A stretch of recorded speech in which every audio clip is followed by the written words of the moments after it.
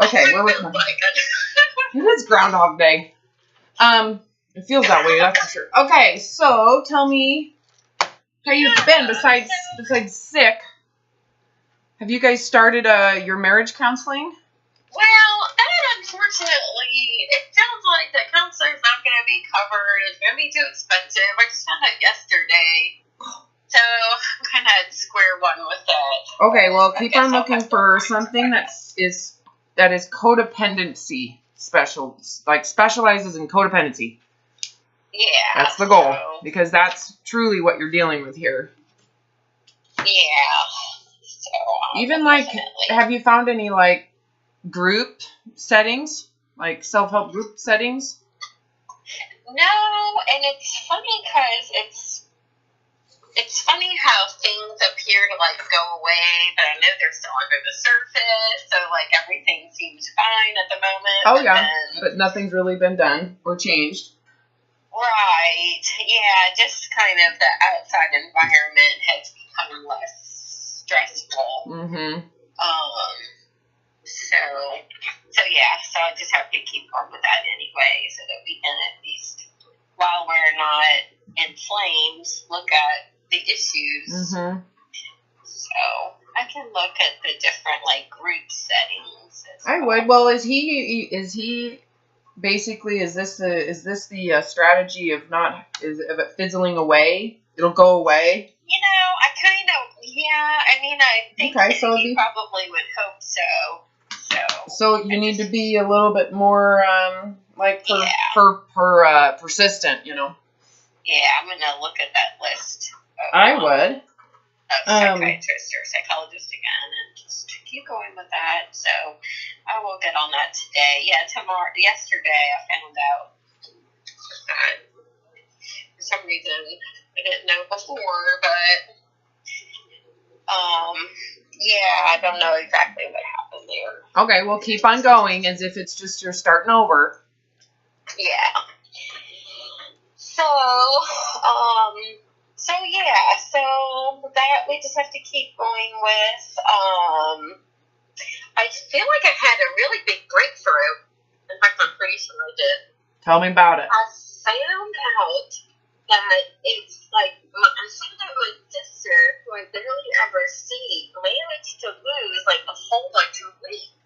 And so I was I immediately started to feel this desire to restrict my food. I was I want to lose weight too. Okay. So then I had to get to that place where I was I'm going to love myself. I am not going down that path because I felt that all the same feelings of what it feels like to feel like that's what you need to do. And so I think I've been definitely coming closer to that place of surrender and what that really means as far as just loving myself and knowing I can't go there. Everybody's going to love me no matter what anyway. I don't have to do that to myself. No, and her losing weight really is an illusion of betterment. It's not really betterment. It's just the body gaining, losing. Right. It's it's like she showed up with her nails painted. Right. But to get her nails painted, she had to rip off her old nails and wait for the new nails to come out, and then she had to, you know what I mean? Right. Yeah. And so if there's an illusion of betterment, you're willing to just let her have that. Let her have the illusion of betterment. Does it really mean, if you look at your well-being? Well, I think this was huge. This is a common trigger. Really big. That is huge. It's a common trigger, in the workplace where everybody's going to do this weight loss challenge, and it's the illusion is everybody else is going to hit the destination, and they're going to be happier, and life is going to be better, and everything's going to be in sync, and they're going to hit the destination, and life is perfect forever. Bam, they win. And you have to sit back and go, well, hold on a second. That's not how it actually works. I mean, like my comparison with, she had to rip her nails off first, right? No, there's a lot of suffering involved, isolation involved. She has to continuously do whatever she did to lose the weight, when we're making the assumption, right, that she dieted to do it. constantly dealing with what she can't eat, what she shouldn't eat, shame and guilt if she does eat it, the need to perpetually check her weight, make sure she maintains her weight loss. I mean, do you feel it? So yeah, so your first response was the initial response for you was the illusion of her life is so much better than yours, right? She's happier. She's got her shit together. She's on the pedestal of success. Well, reality. So reality, I want you to look at the reality of what's going on. What's the reality that you can have compassion for? Yeah. Hold on, I can't hear you. There we go. Okay. Now I can hear you. Okay. Yeah, and to not even know, like, I guess you never know, like, maybe she's, like, healed and she just dropped, the weight came off effortlessly, or maybe she's put herself through hell. Okay, I'm not talking about her, I'm talking about you. I want you to think about what... Right. Yeah, I mean, of course, you're correct. We have no friggin' clue, but we do have a clue around what your experience has been. And if you go back into that, what your experience is going to be like, and if you were her, how your life would be right now. So let's talk about you and how this would, if she was you, what the life would be like right now. Miserable. Yeah. She'd be miserable. Right. Self-centered, narcissistic, paranoid, even more ultra. That whole concept of I'm fitting in my clothes and look at me, validate me. Please, someone give me a compliment. Please tell me you've noticed I've lost weight. Right. Because I'm so miserable in this cage that I need something to give me some positive reinforcement to stay, right? To maintain my starvation protocol that we call healthy. Mm-hmm. You see what I'm saying? Yeah. So let's do that for a second. So there's the illusion that her life is so better and she feels so good about herself and she's fitting in skinny clothes and that makes life perfect and she's got this fantasy pedestal. I'm amazing. Yeah, she's winning. What's reality for you in that situation? Well, I mean, I feel like I've never put myself through that much hell to, like, be healthy before. But I could see how that would be, like, because I guess I did, or maybe because I wasn't aware of it, so it didn't feel that bad in the past. But if I did it now, it would feel that bad. It would be absolutely hell. Like, yeah. So you could feel that, right? As soon as you said, "I'm going to lose weight too." Yeah, I felt all the horribleness came back that you've had a break from. You had a break from it, right? And so now it all comes back. How does it feel? The moment it all came back and you became tunnel vision, you became paranoid, you had the anxiety with food, all of that self, feeling bad about your weight, looking at your body from that perspective of horror and negativity. How did that feel? Yeah, well, as soon as I did, I really started to break down and I was like, I'm not going to do it. I'm not doing it. I'm going to just love myself and that's it. Like, this is it. So the only option and the only thing I want anyway. So did you in any way feel sorry for yourself? Or sad?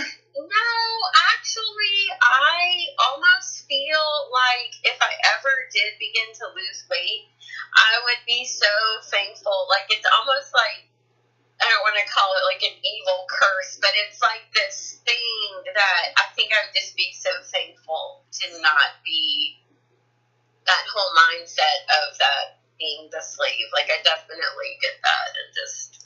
Say that again. So if you lose weight, you'll be thankful that, what? You're not a slave? So if I never lost weight, that's fine. Like, I don't want to go back into that mindset, that whole thing of feeling like I have to be good enough. I'm not good enough. Yeah, and I suck, my life sucks, my body sucks, everything sucks. Yeah, that whole thing. Inferior.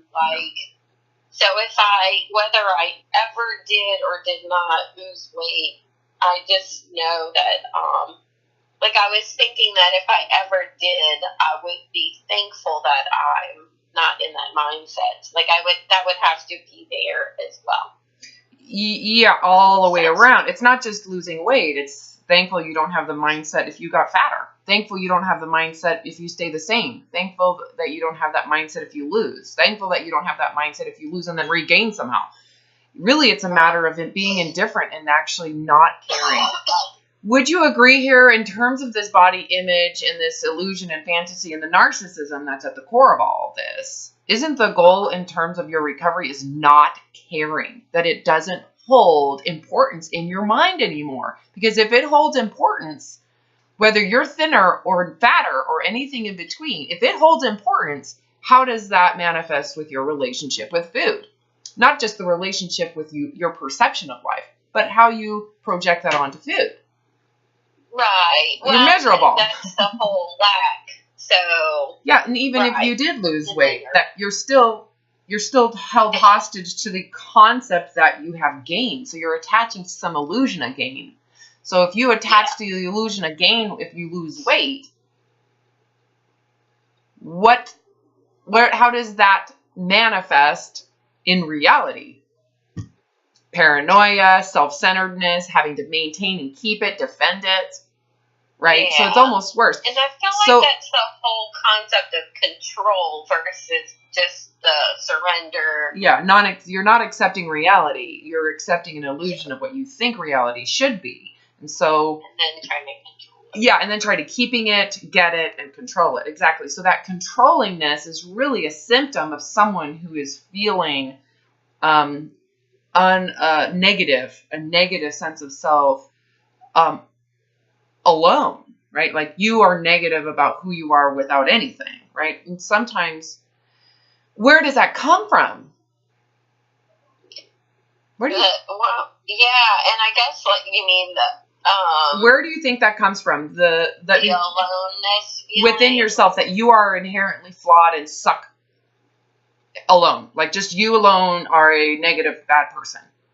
Where would that? I guess. Where would that come from? Fear of being alone. Yes, and that you are inherently sucky or lacking. Therefore, you're at risk for being alone, right? So the fear of being alone comes from the fact that you believe that you. Is all the depth. That's like. Yes, where would that? You're just. You're all alone in the world. Because you suck. Yeah. Because you suck, you are at risk for being alone. And being alone is horrible. It's like death. Yeah. You can't get rid of that part, right? That part's hardwired out of evolution around us being surviving. Your lack of dying on your own is actually pretty high, right? In the wilderness. Yeah. So we can't get rid of that part. But what is it that creates that feeling that you're a horrible person and you are at risk for being abandoned, rejection, disapproved of, and then being alone and therefore manifesting as this fear of death, right? What is that? What creates that? I guess the illusion of control is if you can stop it or something. Like you have this power. Yep, that would be. You're playing God or whatever. That would be your that would be your reaction to it. Right? So if you have. Your reaction to that feeling of, I am a horrible person, I am innately too weak, therefore I'm at risk for being rejected and abandoned and disapproved of, then you have that fear, and then from there, your reaction is to want to control it, right? Mine would be too. Right. I'm asking the original feeling of I am worthless. Where does that come from? I don't know. That's my question. That's what I've been asking. I want you to just think about it. And if you really don't know or you can't find that answer, I'll answer it for you. But I want you to go into this and see if you can answer it. There's no right or wrong. I just want you to see if you can call on that. Ask the question in your heart and then what comes to you. Why is it that I would feel unworthy? Well, I guess just like being unlovable. How do you come to that conclusion? That's a conclusion, right? Mm-hmm. That is like... Here's the equation equals I suck. Yeah, and I guess how does one come to equal that? Like being human and just. How do you come to stay very close into what stay very like literal at this point? Just stay literal with what I'm saying. How does anybody come to the conclusion that they suck? Comparison. Yes. Yes. Narcissism. Nope. Just you went off. Stay close. You were right on it. There's a comparison. Well, what are you comparing yourself to? Right, and that's that dogma. Oh, so in order for you to have that feeling, you have to believe a societal dogma that you don't match, or you're afraid you won't match. And that's where this is born. It comes from programming. No human being can feel that they are lacking. You're not born with lack. It is created by being compared to a standard and told you suck. You should be better than you are. You should be better than you are, right? And how does one come to something better than they are? Well, there is a standard given that is compared to the reality of where you exist, right? I could say with my children, growing up as toddlers, they have these impulses, these human impulses. My son wants to punch my daughter in the face. And he does. And right? And there is you are a horrible person. You need to say you're sorry. That was terrible. But the reality of it is that's where he's at in his impulses to retaliate. So it's not a matter of you're a terrible person. It's a matter of let's think this through. Maybe we can do this differently. How do you think she feels? Like teaching compassion and thought, right? And that takes consistent care and love and the willingness to, instead of fearmonger and parent, the willingness to actually explain what that compassion is, right? To develop the foresight. You see what I mean? So you can look at the fear-based aspect of parenting and say, oh, well, we're all fucked. Because that was socially accepted in the 1940s and 50s and 60s. You beat the living shit out of your kid to submit them into doing what you say because you're their slave master. And you do it out of love, right? Yeah, and it's funny because I was actually kind of meditating on this very topic as far as, the intention of the parent is somewhat good. They're doing it supposedly out of love, but they have this insane need for their children to appear good. Yeah, that's programming. Quote unquote good. Programming. Right? So. Because your appearance makes you unworthy, like you will be rejected. And that's just a projection of the parent's fear and their own feelings of lack, right? The parent feels like they suck and they need to glom onto these programs to then feel better about their inherent suckiness. If you go deep into it, the reason you felt horrible about yourself, there's beliefs in there. Like, I am not a good person. I'm not smart enough. I'm not clean enough. I'm not sexy enough. There's all these comparisons that you actually believe. So there are beliefs and programs and it is the dogma. So you hit it on the nail. Once I kind of I gave you some clarity or let's hone in here and get rid of the chaos around it. What is it that would promote this need to control things, right? Well, it comes from a belief internally that you are not capable. I suck. I am too weak. Can't handle it. And what is it that you can't handle? Well, I can't handle rejection, abandonment, disapproval, and being alone, right? I have a fear of that. Well, ultimately, are you unworthy? Well, I don't go to the right church. I'm not doing it perfectly. I'm doing, all this drama that has been instilled because of a belief pattern. For me, it was glaringly obvious when I came down to suicide that my entire level of shame, it became very apparent to me, very clear that my whole entire compensation with body image was based on trying to feel better about religious shame. I felt so terrible about myself because when I left home after high school, I had sex. It was that catastrophic. And there was some sexual trauma involved, but the trauma was so magnified by how isolated I was. So it just became so apparent to me in those moments that I felt I had to question the religion to relieve the shame. There was no alternative. It was the hardest thing I've ever done because that religion was the love of my mom. It was the care of my father and the protection of my father came through religious indoctrination. It was their love and care for me, their identity. My entire identity was wrapped up in this, right? So the Right. only way for me to release the shame of religion was to actually forgive myself and forgive myself from the religion. Actually give it the grace to the religion, because I could see that it was not okay, that I was a good person. I'm the only one that knows the inner sense of myself, which is actually God essence. And compared to the religion was wrong. So do you see how this, and I gave it grace. Yeah. I gave it grace. Yeah. So that was such a huge shift in my consciousness in that moment. That was explosive shift in my awareness came from that moment, because it basically untethered the belief that I held as sacred. Mm-hmm. That was the source of my unworthiness, which then promoted fear of rejection and abandonment, which then promoted my controlling coping mechanisms. Did that make sense, how I just sequenced that? Yeah, it does. And it does feel like a lot of everything is based on women's sexuality. Oh my God, of course. There's something there that is like, well, it's very somehow underlying the whole thing almost. Yes, and there's a lot of people who found that connection. Just, because just for an example, like I had ex Tracy, not that I'm trying to like bait him into anything, which is almost how I feel.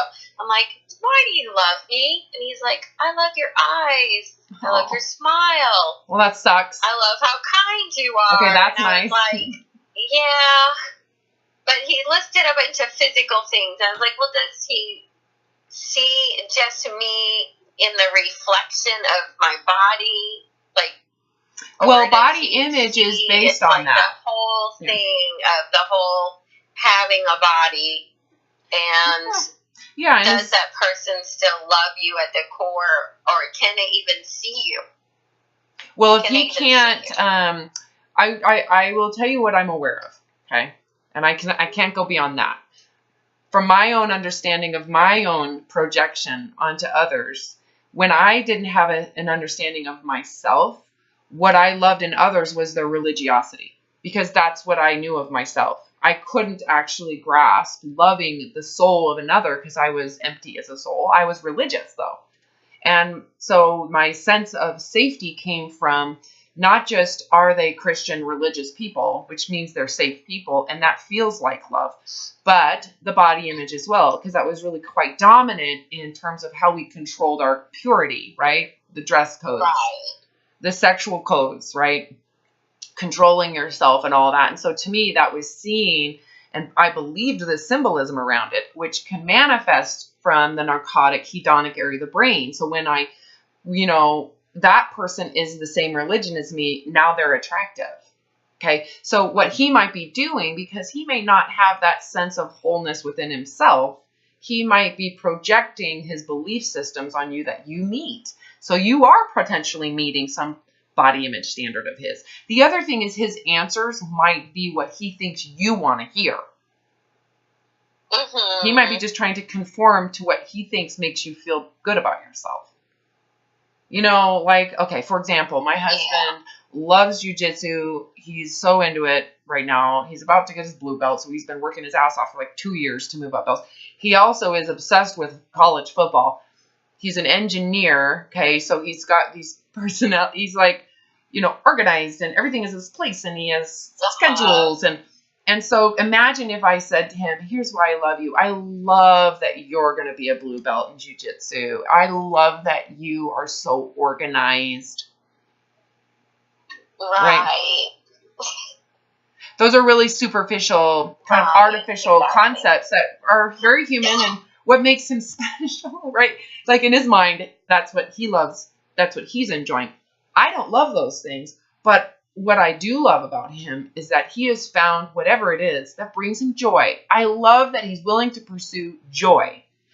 There's a difference, right? Yeah. And he should do whatever that is. If he wanted to go to church and study religious spirituality, I would love for him to do that. Right. As long as he doesn't ask me to do it. I did it for 18 years in an extreme radical way. I don't need to keep on doing it. Like, I know Jesus. It's not like I don't know Jesus. You know what I mean? Right. So You have to be, you can't expect others to change their awareness with you, because this is your process. And and this was something I, again, became aware of. It was that my parents truly loved me. They just had filtered it through what they are aware of. It was filtered through fight or flight and their coping mechanism, right? So it was filtered through their need to be safe in religion, and they wanted me to be safe with them. That is so loving. So I could feel the essence of the love, even though it was actually very conditional. So I didn't take it personal. And I actually, in that awareness, I realized I need to love them where they're at. Because I'm no different. Right. I'm no different than them. I'm just suffering and can't do it their way anymore. I have to live my life now. At some point, it has to be my life that I am living. I can respect what they're doing, because they should do what brings them comfort, safety, and joy. And if that's what that is, I want to support that in them. Like a friend who is trying to diet to feel better about herself. Should I project onto her my awareness without them actually needing or wanting it or asking for it? Right. I can say, go girl. And at go what get point it. does it cross your own boundaries, or you are the one that decides that. You're the one that has to have awareness. Number one, you have to be aware of where you're at and where those boundaries are. And only you know that. So when others are crossing one of those, they don't know that. Because they're not their boundaries. It's yours. It's like the friend who was like, oh, I'm going to come visit you in Florida. And she had no idea she was crossing boundaries. Right. And you didn't even know that's what she was doing, because you weren't aware of what those feelings were. You have usually repressed them. So for the first time, you're not repressing these feelings. And now you're like, okay, I have to communicate my feelings as they're arising. This is too much. This is wrong timing. Can we do this at another time? I know this is right for you, but it's terrible for me. I'm not going to be available. You need to if you come down here, you're going to have to find a place to stay. You're going to need to figure out your schedule, right? Right. So it's not that someone else is crossing your boundary. It's that you're not necessarily vocalizing your space, right? Yeah.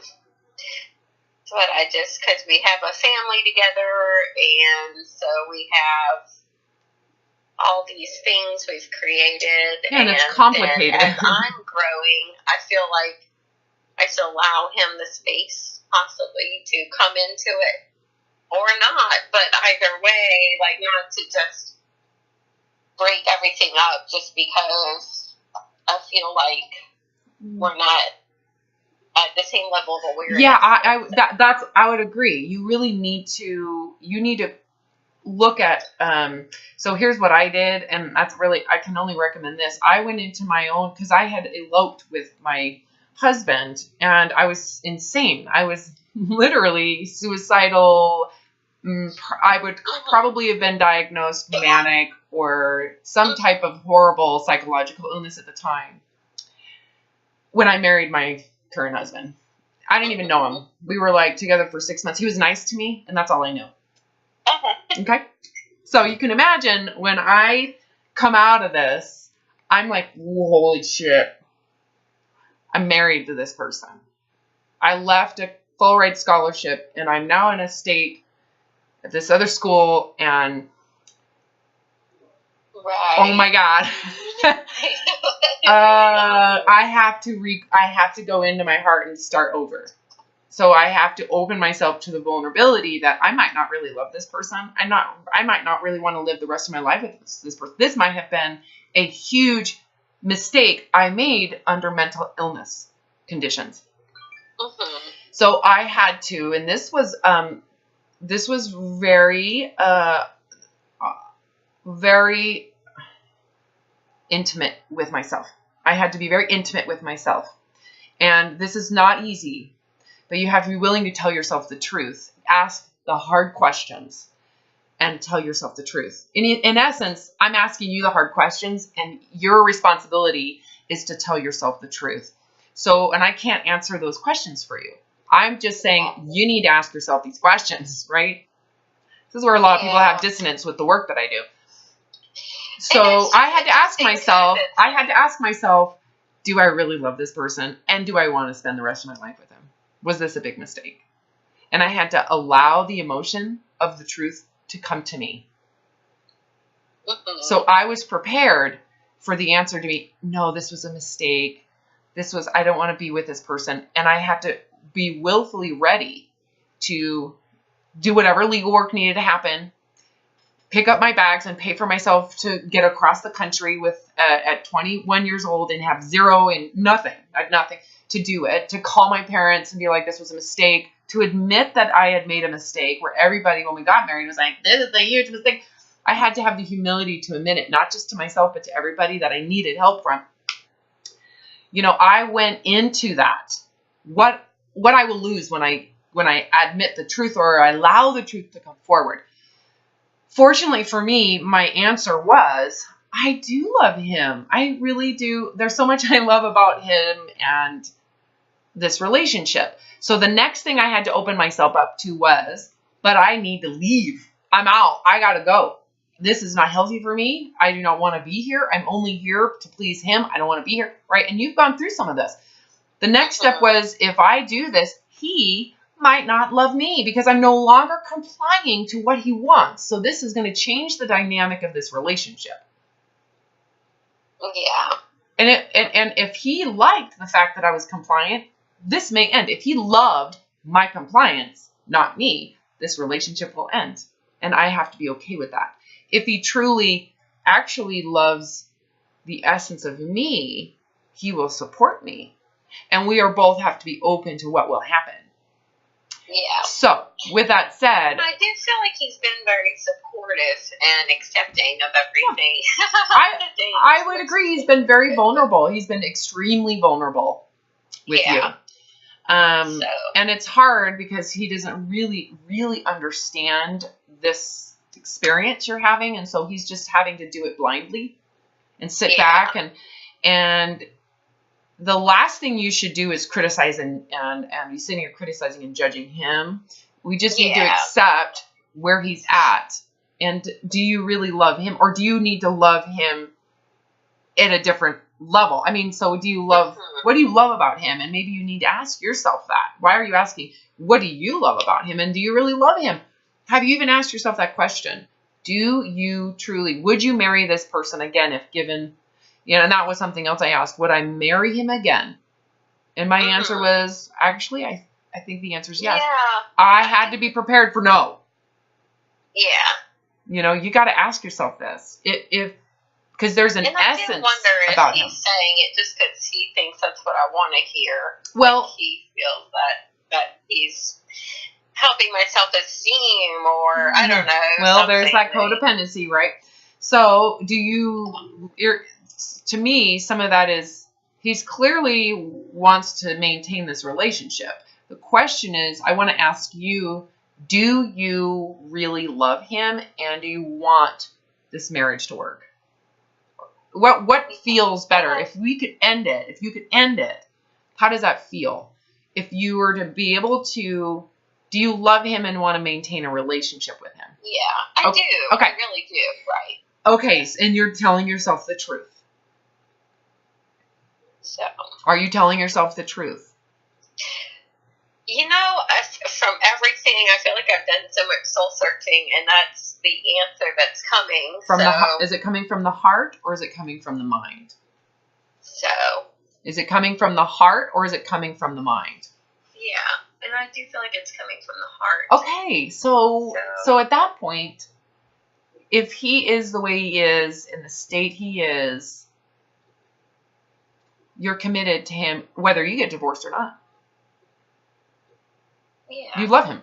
Yeah. You love him. Okay, so with that said, I have a hard time I fear making decisions because, and then I'm not sure if I'm going through. Like, I think just learning the process of how to make the right Yes. decision. Okay. Well, you have to be afraid of you have to get rid of your fear of the outcome. You got to make decisions from the heart and accept what the outcome is. So for me, for example, again, I'm just telling you how I can relate to this because I feel like I totally relate to what you're doing and what's going on here. You have to be okay with what's right for you, and you have to really learn what that is. And in order to learn that, you have to be making decisions to go, this is what feels right to me. I will make this decision. Yeah. Okay. And I feel like I have a deep fear of being controlled and manipulated, but not aware that I'm being controlled and manipulated. Okay, so like a fear, but I'm not sure if I'm projecting that onto him. Got it. No, I love that. Yeah, that's understandable because you didn't have discernment of that prior, so you were easily manipulated. Well, now would you say you have some discernment around that? The fact that you're aware of that possibility. You didn't even know that was possible before. Yeah, and it really sucked to be controlled and manipulated. It did, but do you feel that you have at this point on the exit of this, that you have maybe a radar of being manipulated? Like this person's this is manipulative radar? Yeah. Yeah, so what do you have to be afraid of? You now have a radar. The problem is that prior to, you were too naive to even recognize manipulation. Right? You didn't even recognize it. You're not, now that you're coming out of it, don't you agree? It's almost like you have developed the ability to recognize it because you have done it, experienced it, and had to come out of it. What is the likelihood at this point that someone you meet who is super manipulative is going to be able to manipulate you? Well, I hope it's impossible because I would have to throw the towel. You would have to become super naive. You'd have to lose everything that you've learned. So what is the likelihood that you will be easily manipulated? I mean, probably none. I know. There's still more to uncover. Which That's I hope true. there's not. Hold on, but if there's more to uncover, what can you do about that? So then why be afraid? So my point is, if you have this discernment, let's just say you're 90% discernible at this point. You have a 90% discernment now at this point. You really only have 10% that you might not be aware of yet. Where is your fear coming from? Don't you agree? Your fear comes from being so naive that you're 100% likely to get brainwashed or programmed. Right. Okay, so your fear is from your previous naivety. Right. You're not naive anymore. So let's adjust your fear to current. What is the likelihood that you are going to get brainwashed the same way again? Yeah, no, I would. Yeah, so so your capacity to discern is higher. So how do we now? How should you feel about this? You are not going to do something you don't want to do ever again.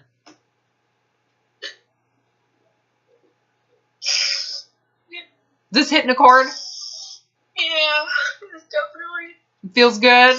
Hopefully it feels good. Like, holy shit. She's right.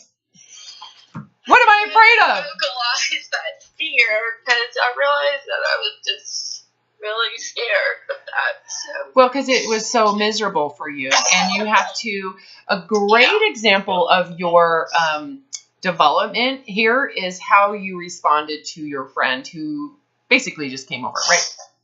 You you actually verbalized your feelings. Yeah. You recognized they were there. You expressed them. Granted, it was a little powerful. It came up like lava. But you know what? There is the willingness to express that and then have remorse over the pressure that exploded towards her. Think about the maturity involved in that. Yeah. Just use that as an example of what's going on and where you're at today. Feels good, doesn't it? What is the likelihood? Yeah. Feel this within your heart right now. What's the likelihood that you are not going to express discomfort? That you're not going to have a language to express a boundary. I don't want to do this. I'm not doing it. No, it's not good for me.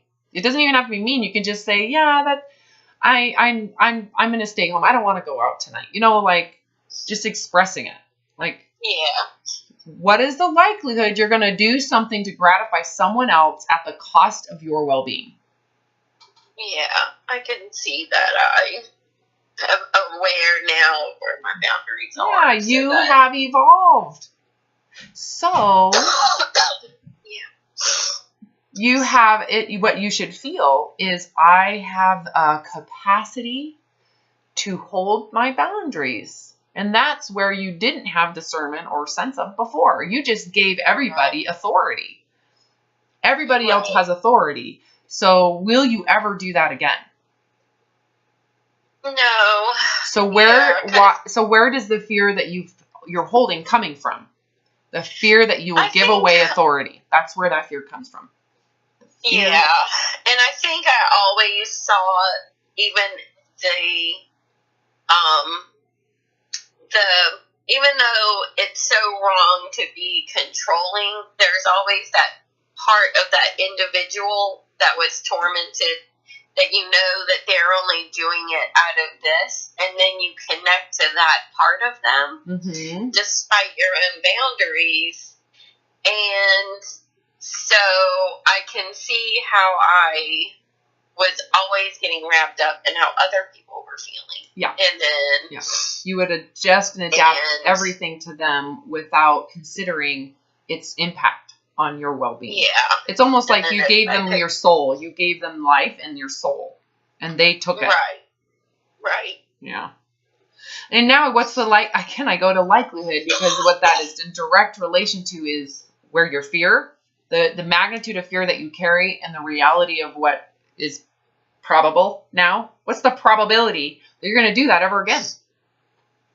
Yeah, no, I just didn't realize that other people who are, everybody has their own soul connection they have to find.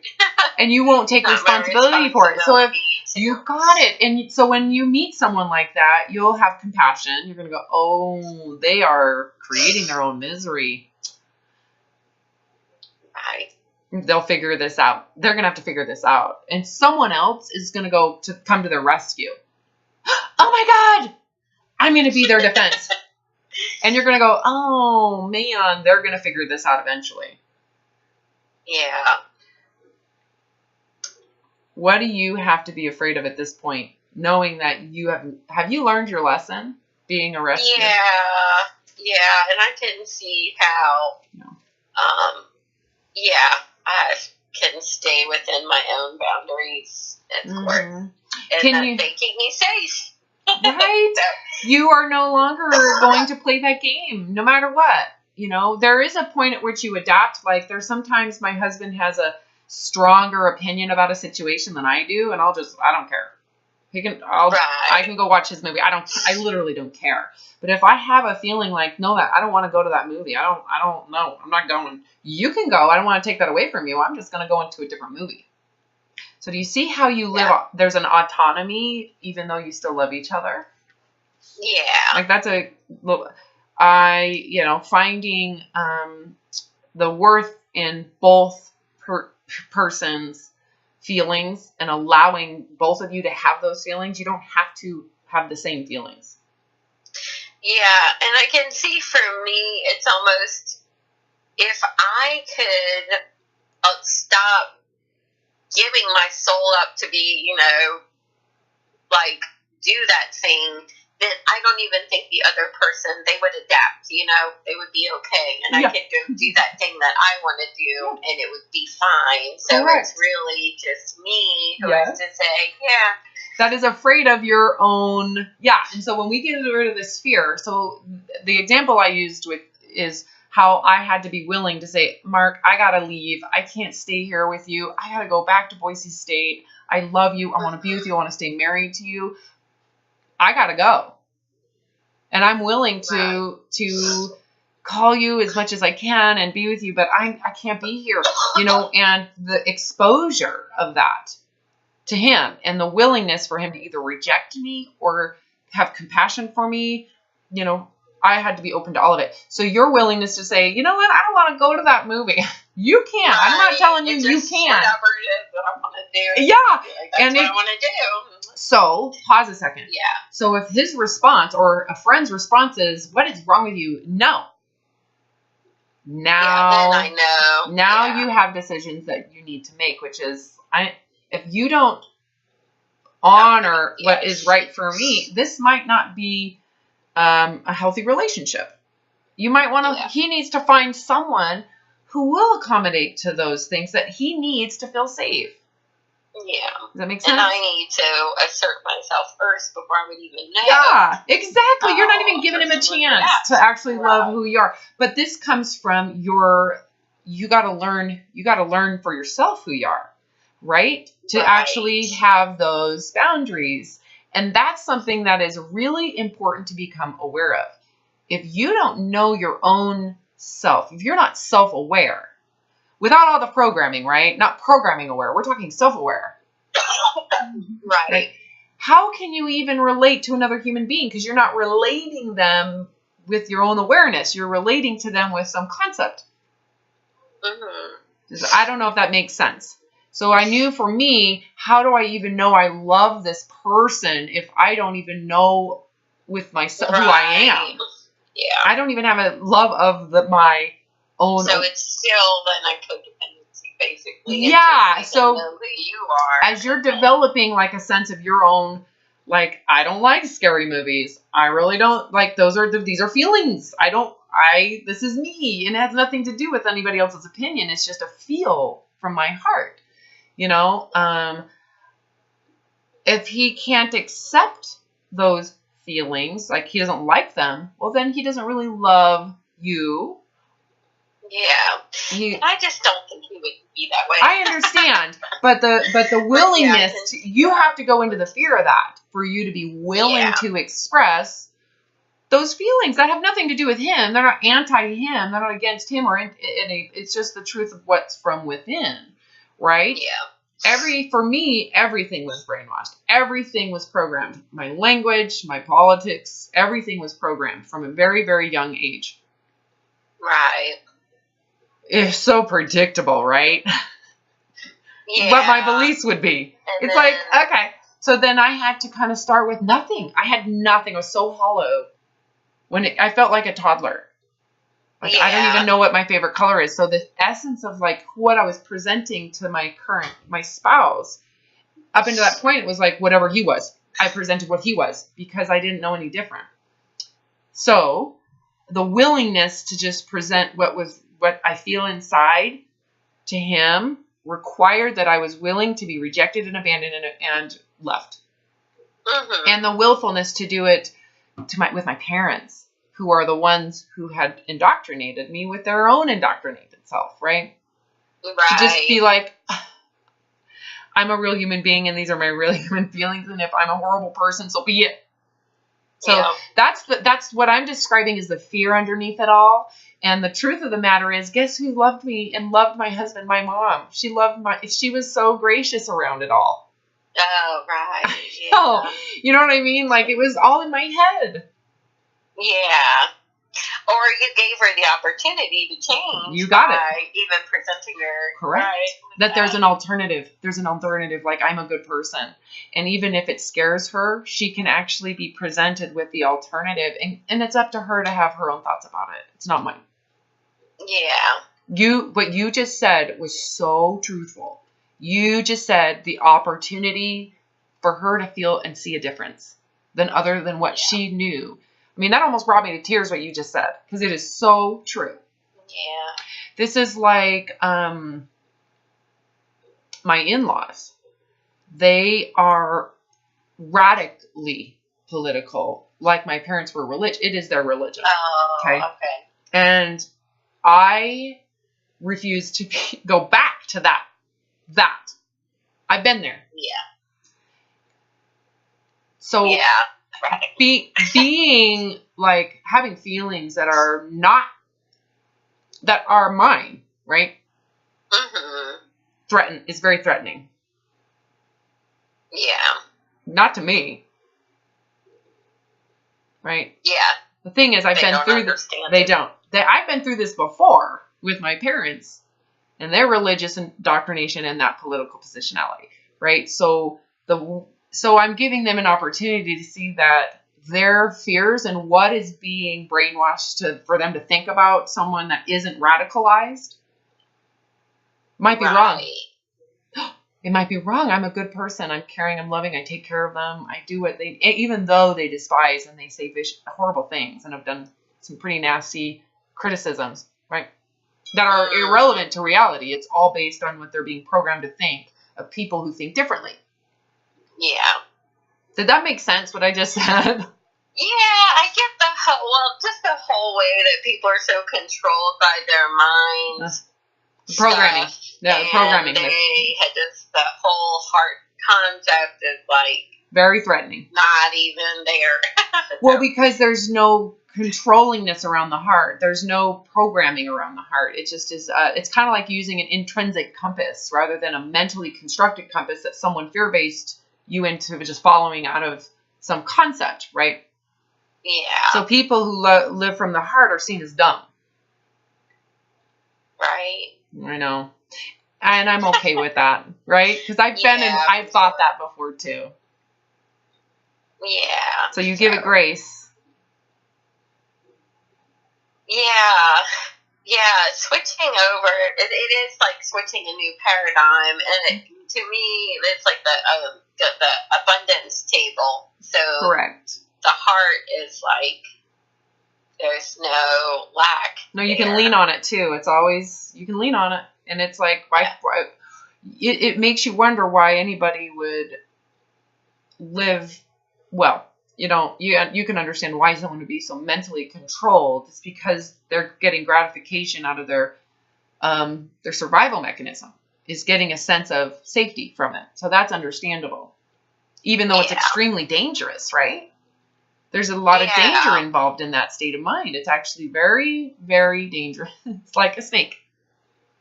Yeah. Like a snake, it's like, you never know. And we're all that way under that circumstance. I'm that way, you're that way. Every human functions that way because it is so primitive. Yeah. There's no kind of that frontal cortex, that ability to process and that angelic aspect of it, which is from the heart. Why would you do that? Why would you have compassion for people? That's a concept that I just memorized. Compassion is a concept of memorization. It's a scripture I memorized. It's not necessarily a functioning thing. They don't necessarily have a sense of that function. They've only had a sense of the concept of it. What is the concept of faith? It's just a concept, and they love the concept. They don't necessarily have a sense of what it feels like in practice. I know that from personal experience, being someone that has studied scriptures daily for years. I studied these, memorized all sorts of scriptures. And when it came down to my own recovery, I had no idea what faith was until I had it. Right. And then I was like, have to like learn incrementally. Yeah, it's like, forgiveness. That's what that is. It's the most beautiful thing. It's so loving. It's such a loving experience. Like you don't really experience it because you've only understood it in concept. That's brainwashing. Yeah. No. So what I'm trying to help you maybe see is that your awareness should have a lot of grace for a lot of people around you. Yeah, I do see that. And,